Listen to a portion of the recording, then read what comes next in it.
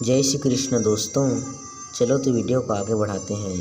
श्री गुरुपद नख मणि गण ज्योति, सुमिरत दिव्य दृष्टि ही होती।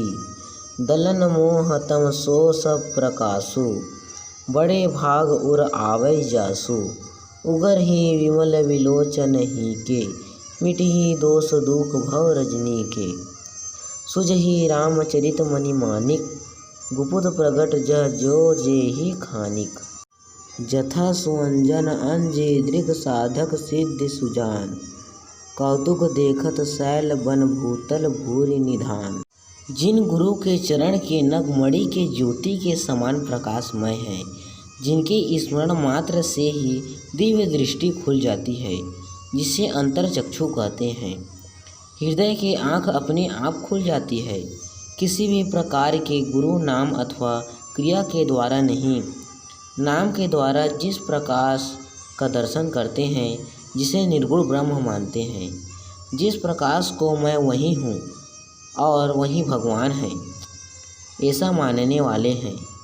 उन भोले भाले ज्ञानी कहलाने वाले को यह पता नहीं कि दिन के बाद रात्रि, जन्म के बाद मृत्यु और के अंत में अंधकार होना निश्चित है। किंतु क्या सूर्य के सामने अंधकार रह सकता है? नहीं।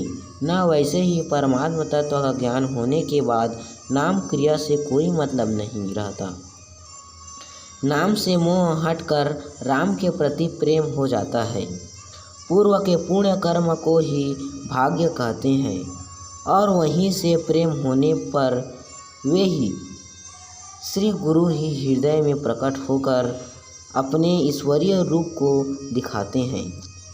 इसी रूप का दर्शन बड़े भाग्य से होता है।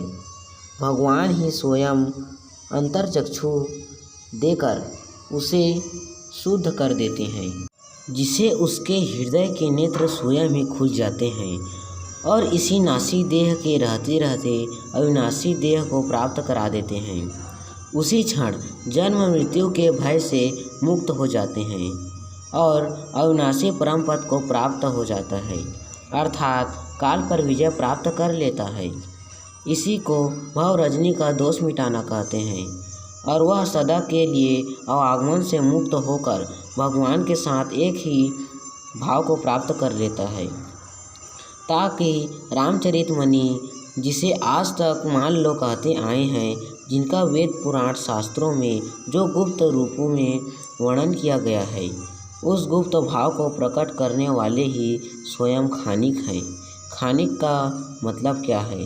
संपूर्ण गुणों के खजाना को खानिक बोलते हैं, क्योंकि वे ही दिखने वाले हैं और दिखाने वाले भी वे ही हैं। वे ही साधकों के सिद्ध हैं। सबके आत्मा के आत्मा भी वही हैं।